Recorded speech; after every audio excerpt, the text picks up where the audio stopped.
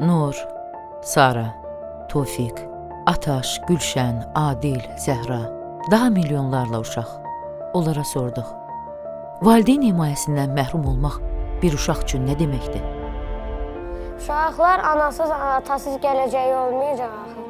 Onu dünyaya gətirdiyinə görə atmamalıdır.